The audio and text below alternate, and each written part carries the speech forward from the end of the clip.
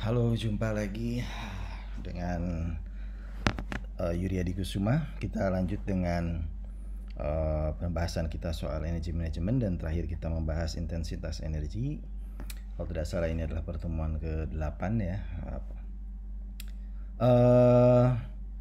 Kita masih bahas kemarin soal specific energy consumption, baru pendahuluan ya, intensitas energi.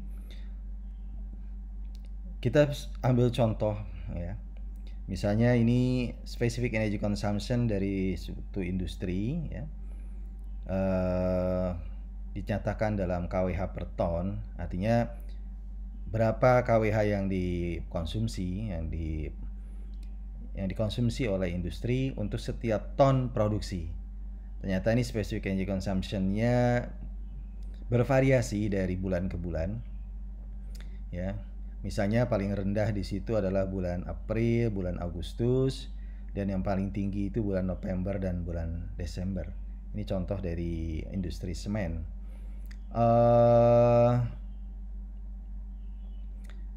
Tetapi kalau kita lihat di produksinya ya, maka kita lihat produksinya itu di bulan November dan Desember ini rendah gitu kan, rendah. Jadi kita ada pertanyaan di sini. Kita bertanya-tanya, mengapa November dan Desember angka intensitas energinya tinggi? Ya, karena gini, makin tinggi angka intensitas energi, maka makin tidak efisien. Ya, makin tidak efisien karena untuk menghasilkan per tonnya membutuhkan jumlah energi yang lebih besar. Nah, kalau kita lihat kenapa di bulan November dan Desember ini tinggi, ya, jelas kita lihat bahwa penyebabnya adalah, yang pasti adalah karena produksinya rendah. Produksinya rendah. Jadi karena ukuran specific energy consumption itu adalah kWh per ton. Makin rendah tonnya, maka karena kWh-nya itu tidak banyak berubah, maka specific energy consumption-nya itu menjadi tinggi, jadi menjadi tidak efisien.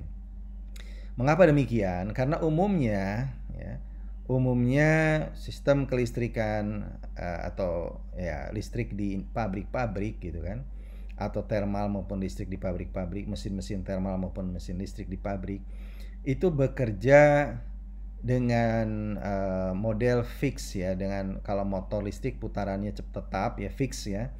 Lalu kalau thermal system juga dia tidak mudah bervariasi pembakarannya gitu kan, turn down rasionya ya. Kita tidak bisa seperti kalau misalnya Anda punya kompor ya. Kalau kompor gas gampang dengan ngatur-ngatur apinya sesuai dengan beban yang kita inginkan, tapi kalau bukan kompor gas ya kan, kompor kayu ya kan, misalnya minyak, itu agak sulit gitu kan mengaturnya. Misalnya pembakaran kayu akan sulit untuk mengaturnya. Jadi demikian juga motor listrik. Motor listrik itu kan cenderung kita yang kita gunakan umumnya 90% lebih motor listrik yang digunakan di industri, kadang-kadang di satu industri bisa 100%, itu tergolong kepada motor listrik berkecepatan tetap atau fixed speed ya, berkecepatan tetap. Sehingga apapun berapapun bebannya, dia putarannya tetap. Ketika putaran tetap, maka dayanya itu cenderung konstan. Ya, dia sedikit berbeda, ya sedikit turun kalau torsinya kalau torsinya berubah. Karena ketika bebannya turun, maka torsinya itu turun, gitu kan.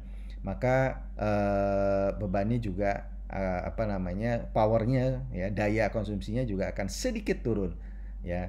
Nah, karena power cenderung konstan, ya kan, walaupun berubah dengan beban hanya sedikit berubahnya, maka specific energy consumption itu menjadi tinggi ketika produksi rendah.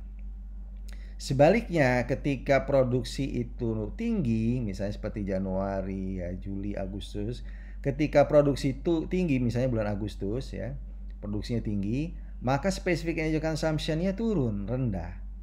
Kenapa? Karena tonnya besar, produksinya besar. Ya, karena kWh cenderung konstan tadi, maka kWh per tonnya besar, maka specific energy consumption menjadi rendah, ya kan? Gitu. Jadi kenapa April dan Agustus itu turun? Kemungkinan besar karena produksinya rendah.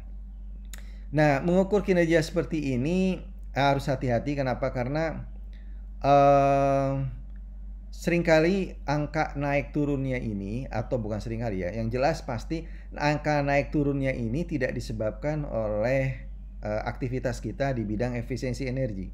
Jadi Anda tanpa melakukan apapun dia akan berfluktuasi begini, ya. SEC ini akan berfluktuasi di sini.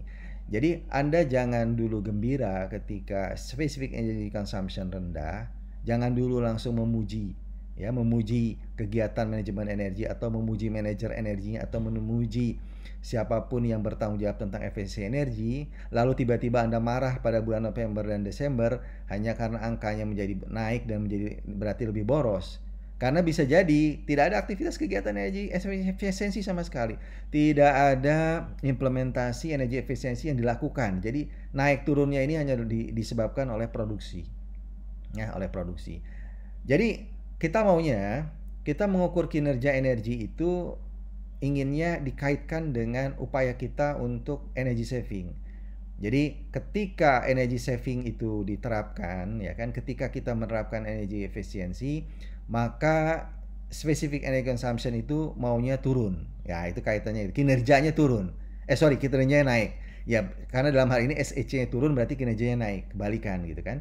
Jadi kinerja energi naik itu kalau di SEC ini dengan angkanya yang makin kecil gitu loh. Nah, kita maunya mengkaitkan itu, ya kan? Mengkaitkan itu. Nah, kita ambil contoh yang lain. Ini masih semen. Ini untuk thermalnya. Untuk thermalnya, megajoule per ton clinker. Ini yang biru.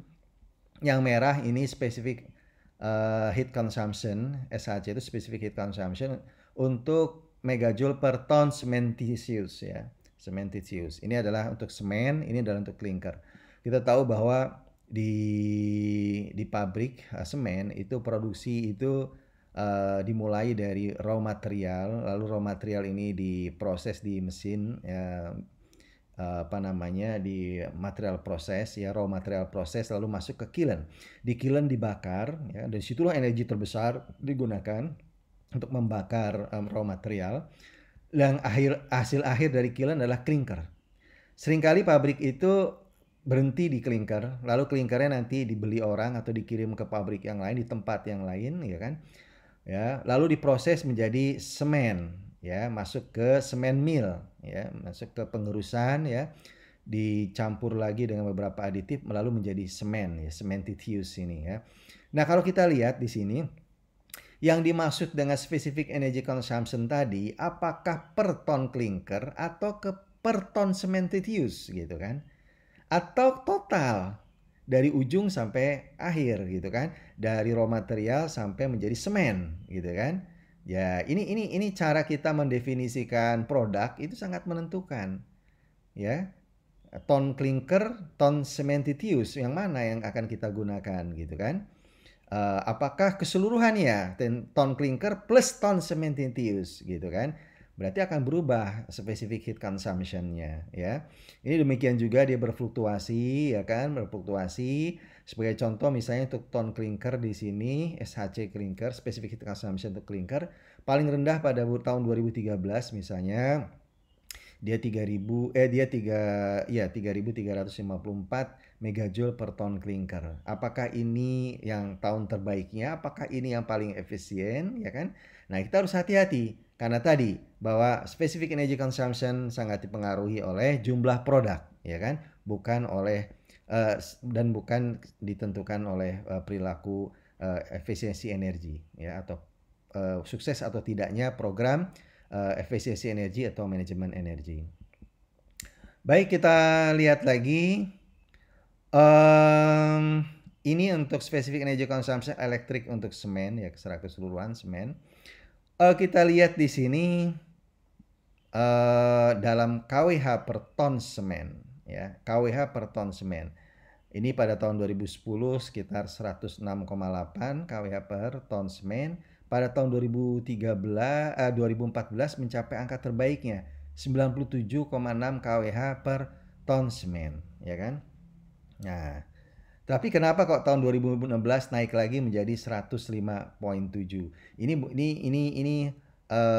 ini bukan di satu pabrik tapi untuk apa namanya akumulasi ya, rata-rata dari 18 pabrik semen di Indonesia ya kan.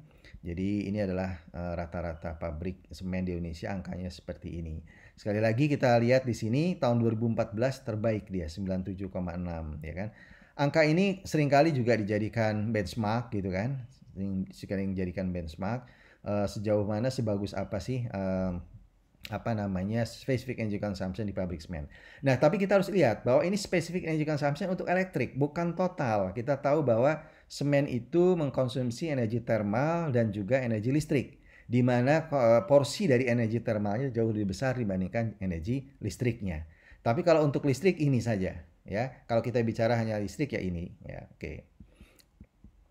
Baik, kita lanjut dengan misalnya power plant. Kalau power plant biasanya dinyatakan dengan heat rate ya, plant heat rate misalnya ya. Heat rate yaitu adalah berapa banyak energi yang dikonsumsi untuk menghasilkan setiap kWh, untuk menghasilkan kWh ya kan. Nah, ini misalnya contoh predicted inverse heat rate. Jadi ini adalah heat rate yang dibalik ya, kWh per MMBTU. Jadi berapa kWh untuk setiap satu kWh berapa MMBTU energi yang dibutuhkan, berapa juta BTU yang dibutuhkan gitu kan. Nah, ini dibandingkan ya di benchmark, ini salah satu contoh yang saya ambil dari Amerika, di benchmark ya kan. Lalu dipisah-pisahkan di sini ternyata untuk yang kapasitasnya di atas 181 megawatt yang hijau ini. Ya, sedangkan yang biru adalah yang kapasitasnya di bawah 106 megawatt. Jadi kalau kita lihat yang kapasitasnya besar yang hijau-hijau ini itu jauh lebih efisien ya, jauh lebih efisien. Misalnya ini nih yang paling ujung di sini ya. Ini tergolong yang lebih besar dari 181 megawatt. Dia inverse heat rate-nya sekitar bisa di atas 1400 gitu kan. Jadi 1400 kWh per MMBTU itu maksudnya. Tapi kalau yang ukurannya kecil-kecil, yang biru-biru ini dia kecil heat rate-nya ya. Inverse heat rate-nya kecil. Inverse heat rate-nya kecil. Jadi contoh yang ini misalnya dia di bawah 200 kWh per MMBTU. Jadi lebih boros. Yang biru ini lebih boros ya. Yang merah ini medium, ukurannya 106 sampai 181 megawatt, yang hijau ini yang besar. Anda lihat di sini bahwa ternyata kapasitas mesin, ukuran mesin untuk power plant itu juga menentukan tingkat efisiensinya. Di mana yang besar cenderung lebih efisien daripada yang kecil. Ya, di mana yang besar lebih efisien dari yang kecil. Ya, kita bisa ilustrasikan seperti mobil ya. Kalau Anda mau ngangkut 40 orang, lebih efisien kalau Anda pakai bus dibandingkan Anda pakai sedan, karena Anda butuh akan banyak sedan di situ. Tetapi kalau penumpangnya hanya satu orang, mendingan Anda pakai sedan, kan begitu ya. Nah, ini kita bisa, berapa pelajaran bisa kita ambil di sini bahwa ternyata kapasitas itu berkaitan dengan kinerja, dan tapi kita juga bisa melakukan benchmark seperti ini. Ini benchmark dilakukan untuk sistem yang sama, yaitu PLTU ya kan, tetapi dengan ukuran kapasitas yang berbeda-beda, dengan size yang berbeda-beda ya. Ya. Nah, benchmark di oil exploration ini, misalnya saya punya angka-angka oil exploration di sini ya, eksplorasi minyak. Ini angkanya berkisar antara 70-an sampai 250 MMBTU per barrel of oil ya kan. Ini adalah berapa banyak energi yang dibutuhkan untuk setiap barrel oil. Apakah kita bisa melakukan benchmark ya kan di sini ya kan? Apakah kita bisa melakukan benchmark di oil exploration ini? Ya, bisa nggak kita bandingkan? Bisa nggak kita menganggap Subang ini lebih bagus dari Jene misalnya? Kita tahu bahwa faktor-faktor yang menentukan produksi itu sangat banyak ya kan. Misalnya kandungan air di minyak, water cut ya. Lalu ada gas atau tidak di minyak itu ya kan. Lalu tingkat kesulitannya ya kan, lokasi dan lain-lain. Sehingga bisa saya katakan bahwa kita tidak fair kalau membandingkan ini ya kan, karena setiap tempat punya karakteristik yang berbeda-beda. Walaupun sama-sama menghasilkan barrel oil ya, sama-sama menghasilkan produk yang sama, tetapi tidak semerta-merta kita bisa langsung membandingkan gitu kan. Tapi ya kadang-kadang orang cenderung untuk ingin membandingkan ya kan, ingin membandingkan. Walaupun saya bisa katakan di sini bahwa Tidak fair kita untuk membandingkan ini karena kondisinya akan berbeda-beda, sehingga drivernya, nanti kita akan bicara driver. Jadi faktor yang menggerakkan konsumsi energinya akan berbeda-beda. Tidak hanya produksi. Kalau ini kan dianggap bahwa drivernya hanya produksi, yaitu barrel of oil. Tetapi nanti ada faktor-faktor lain yang menjadi drivernya, menjadi penggerak dari konsumsi energinya, bukan hanya produksi. Mungkin demikian dulu untuk sebagai pertemuan ke-8 ini, nanti kita lanjutkan pertemuan berikutnya.